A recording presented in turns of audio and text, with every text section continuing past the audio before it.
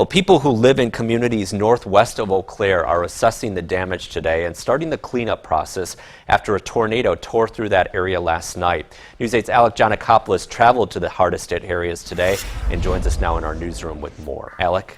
Mike, it was just before 8 o'clock last night when an EF-3 tornado struck the Elk Mound and Wheaton areas. A day after the storm hit, those communities can only now focus on cleaning up and rebuilding.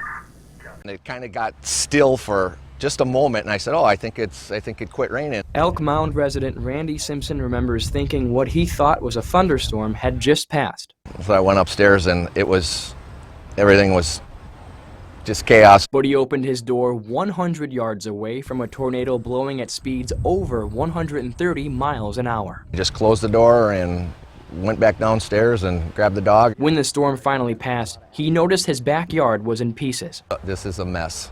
Despite the damage, Randy considers himself lucky.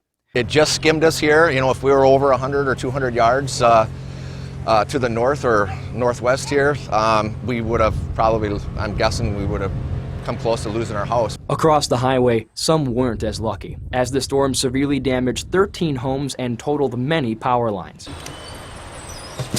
Right now, our concentration is clearing the roads, clearing driveways, assisting people that need some help. Chippewa County Sheriff's Department reports no serious injuries or deaths. The damage left by the storm made some areas of the county impossible to reach by vehicle. Our deputies, along with the firefighters and EMS, actually had to go on foot, going door to door in that area down there to check with people to make sure that nobody was injured.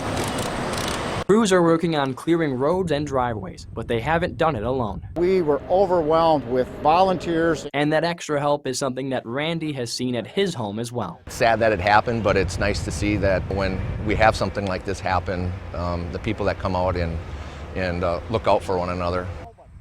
Sheriff Kowalczyk was actually turning away volunteers at one point, partially because they were overwhelmed with help and partially because he didn't want too many people around the still exposed power lines. All right, thanks a lot, Alec. And Governor Tony Evers did tour some of the storm damage this afternoon.